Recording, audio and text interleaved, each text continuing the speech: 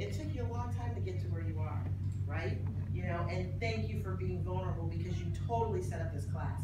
As soon as you talked, they said, yeah, she's in my class, I'm going to be referring to her. Because this is truly why I'm giving this presentation. Because I know it's not just Vanessa that's sitting in this room. There's other people in this room who have this stuff going on, who have it going on with family members, who have it. It's touching us all, right? So I want to give you some tools to be able to get out, the keys to be able to get out of these situations, or at the very least look at yourself as worth getting out of them because of the tactics that the abusers use. So stop the silence, don't be violent, or I'm sorry, stop the violence. Stop the violence, don't be silent. If you know someone, if you or someone you know is a victim of domestic violence, help is available. This is a key message that a lot of our people who are in domestic violence relationships do not hear. They do not believe that anybody will help them. They do not believe that anybody will believe them. They have the shame that you mentioned, that if someone ever found out that this is what's going on with me, they'll never, respect me, or they'll never this, or they'll never, who cares, right? It's about your life. So who cares how someone reacts? I want to give you a case in point. San Bernardino, less than a week ago, what did we hear happen? Murder-suicide.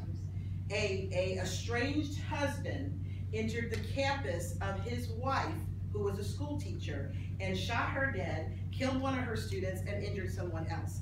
Why? Because of some of the things I want to talk about today, to make sure that your silence doesn't get yourself or somebody else harmed or killed, okay? So we'll kind of walk through that. What is domestic violence? It's an ongoing, systematic use of various levels of violence and intimidation to control a relationship. So ongoing.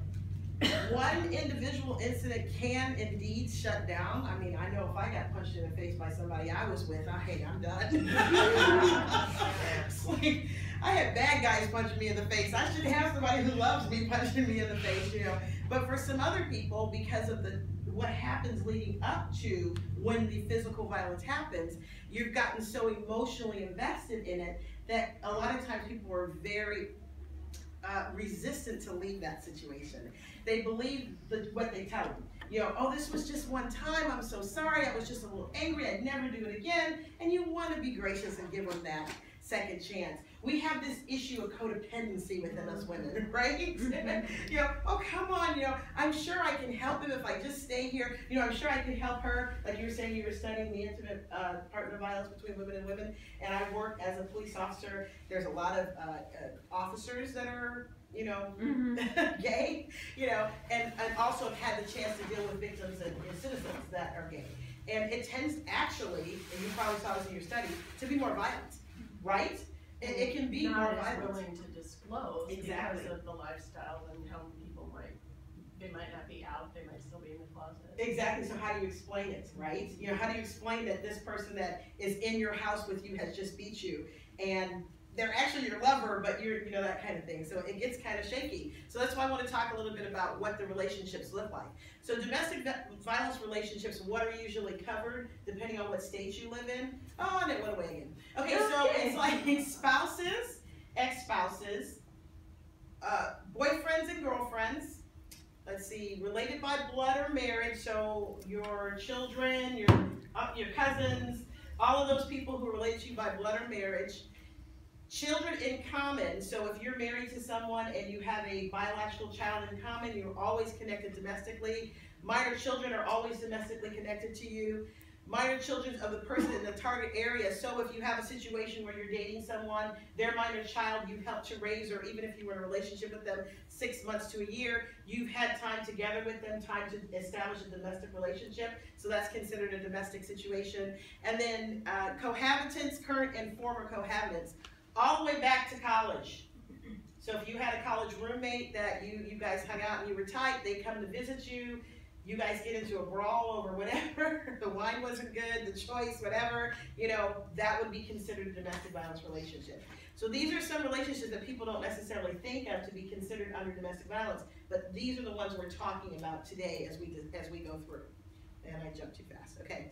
So when we talk about possible DV-related crimes, we're going to be talking about battery, which is that physical punching, right? We're going to be talking about assault, which is intentionally placing somebody in harm. So a battery would be, let's pretend I actually physically came over and punched her in the face. That would be considered domestic battery. What if I came over and I just said, and she was scared I was going to hit her? That's an assault, okay? So because I have the ability to do that if I choose to do, and I just didn't do it, and she's in fear because, you know, we're in a relationship and she knows if I come up on her, you know, that kind of thing. So that's placing somebody in apprehension that immediate bodily harm is going to happen. And then, of course, sexual assault is self-explanatory. False imprisonment. As an adult, we have the right to come and go from any situation as we please. Do you understand that? Mm-hmm. It is by agreement that you stay in a particular household with somebody or stay in the same bed with somebody, or that's by agreement. We understand that.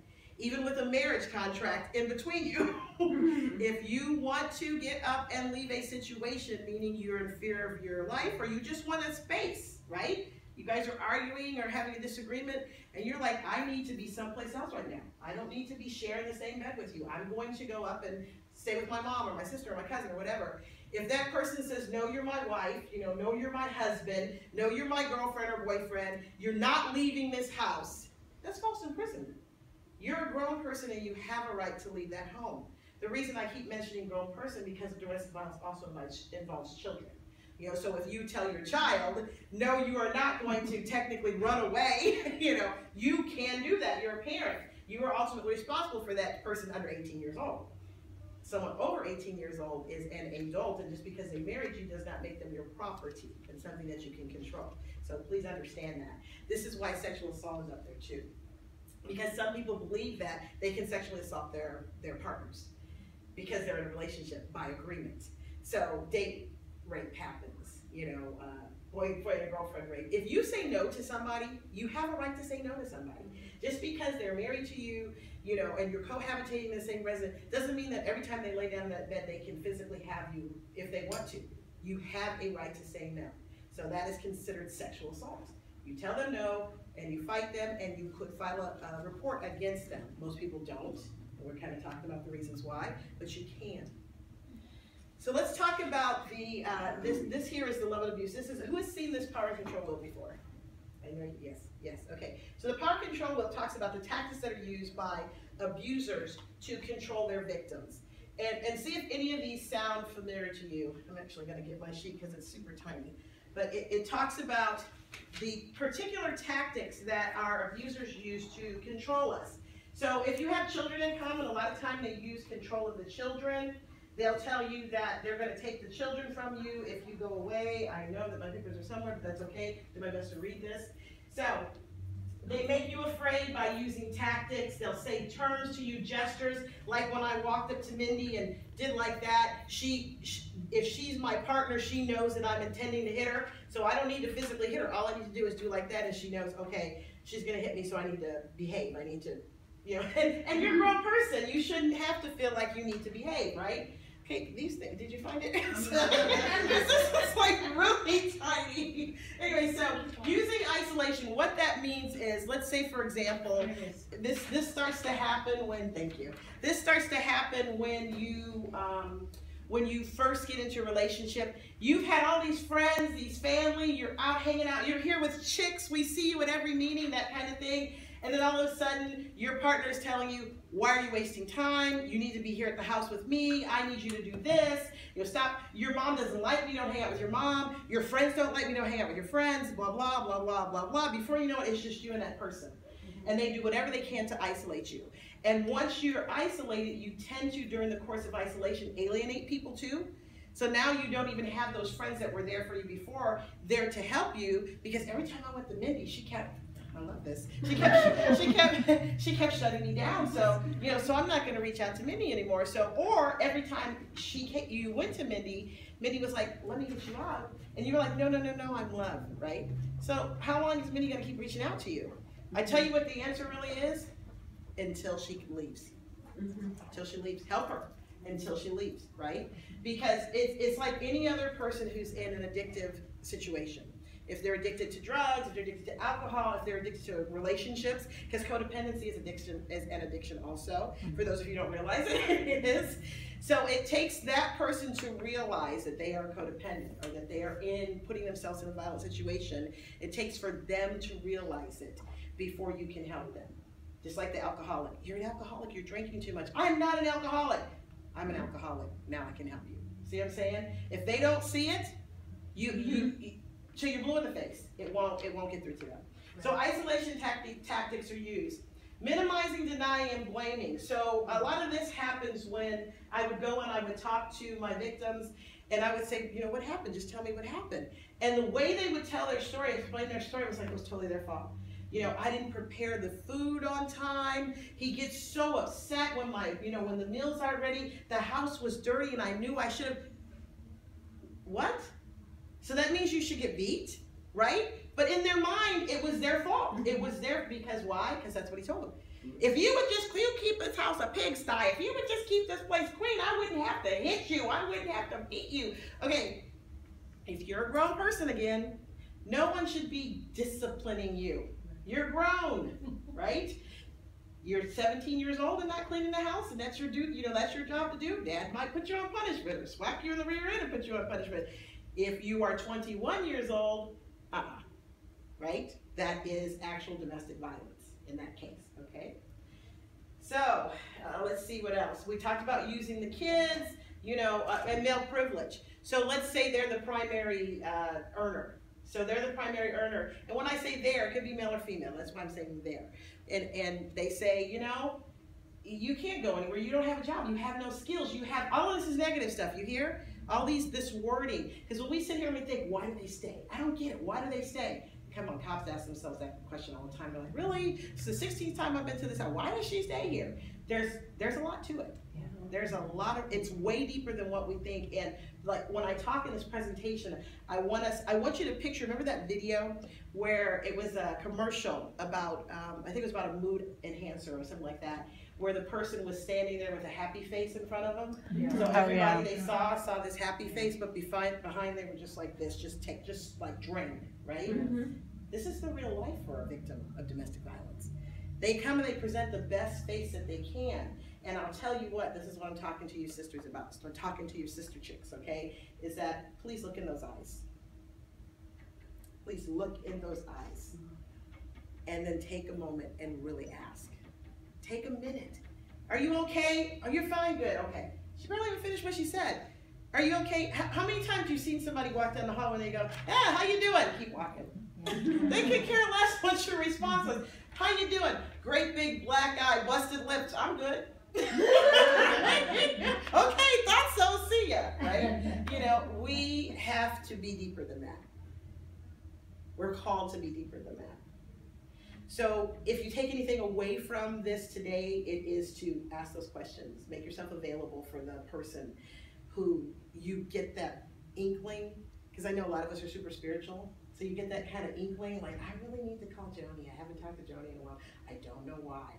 Get on the phone with Joni. And when Joni tells you the standard answer that we give each other, right, which is, how you doing, sweetie? I'm fine. Right? I'm fine. Everything's going good. I don't think so, because you've been on my mind for a little while. What's really going on? Right? Just push it. There's a reason why our intuition pushes us and focuses on somebody. So, once this happens to someone, we go through the process of trying to help them get out of the situation. There's some ways that they can put a protective order in place. So let's go back to the San Bernardino situation, because I want to use that because it's a very recent recipe. You guys all understand that story there? Okay, so teacher at work, all of her co-workers thought she was in what kind of relationship? Good. Yes, right? She was in the best relationship. Her front office people let him in easily because she had done what? Covered it up. Nothing. She did not tell any of her co-workers. At the beginning, I said, what? Stop the violence. Don't be silent. Because you jeopardize yourself and those people around you.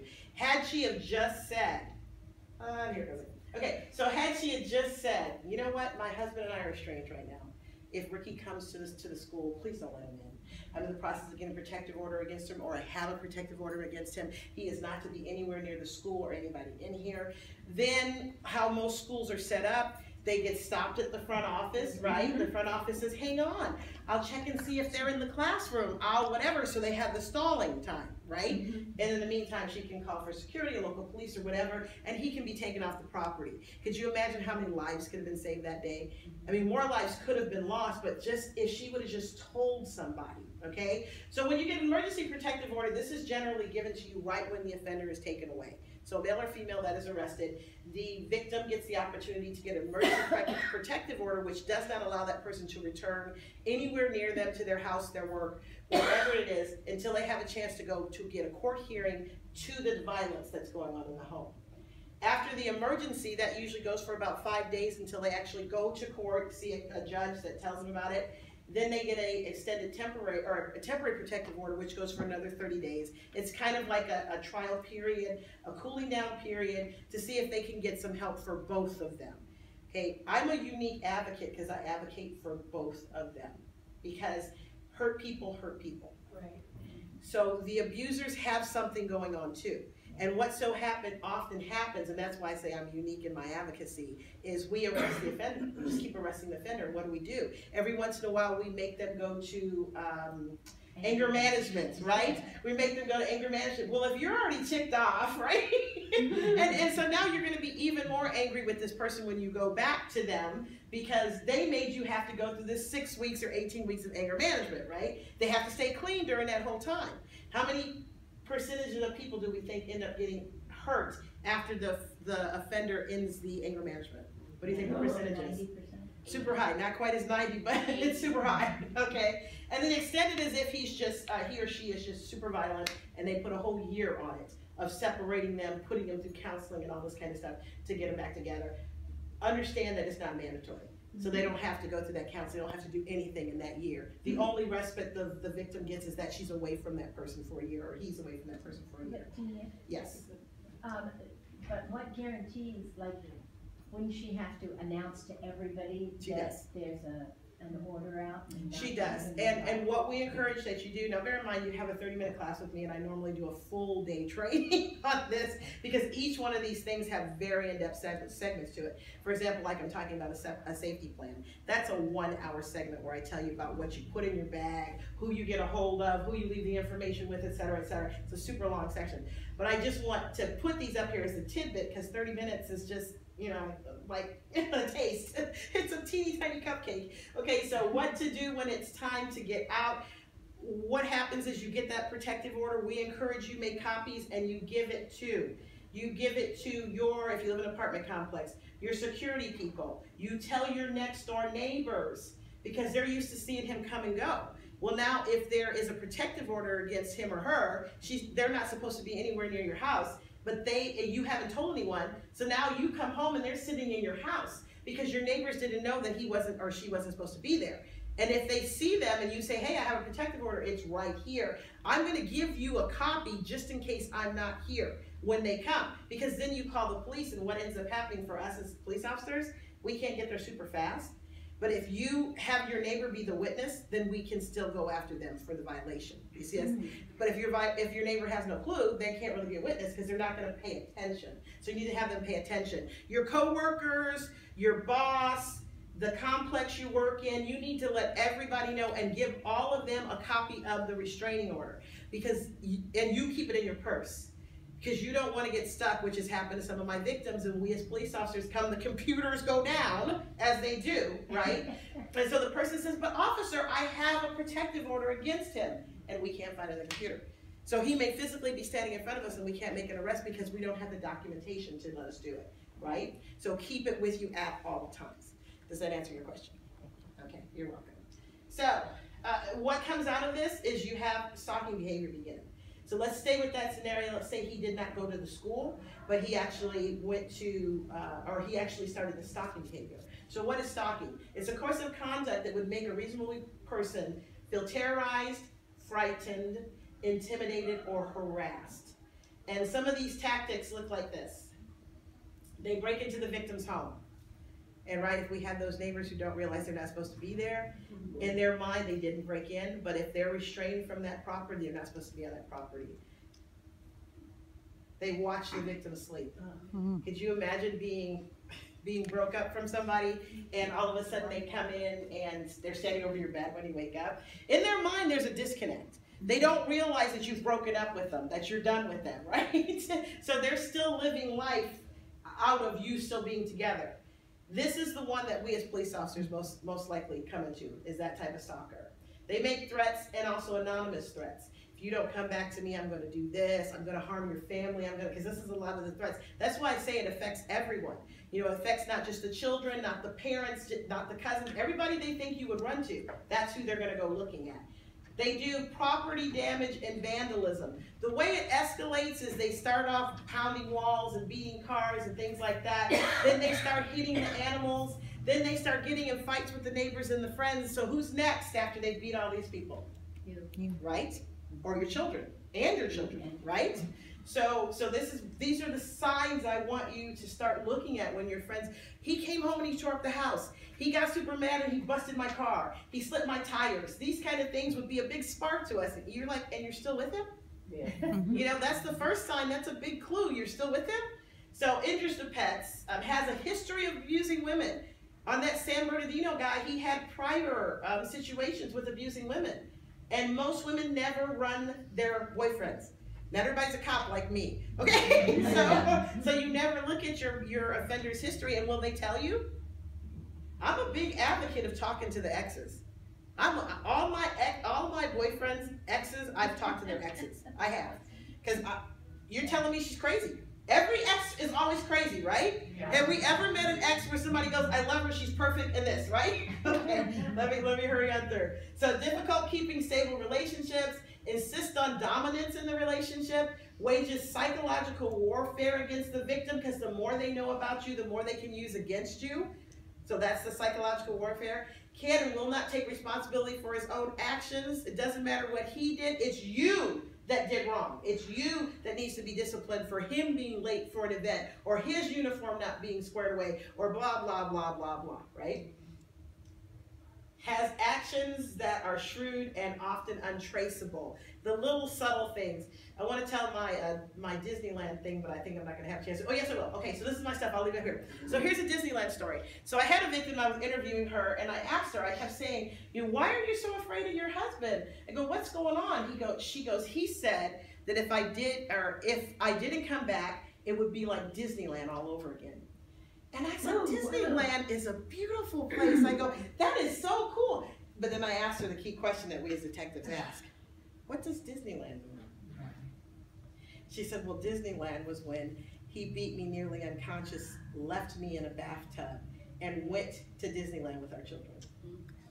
Oh. So now that's a significant reference, right? That it will be like Disneyland all over again, right? So this is what we have to do when we're having those conversations with our friends and our loved ones, is to really let them share, find out what their needs are, and then there is help. I would encourage you to reach out to your local domestic violence shelter. I would encourage you to reach out to your local police victims advocacy or domestic violence detail, and they will help you find out exactly what that person needs to do. And you can come to my website. I am going to have a series of videos on there that are much longer than this one that are going to talk about each segment that I proposed and set out today. Awesome. Thank you. Thank you.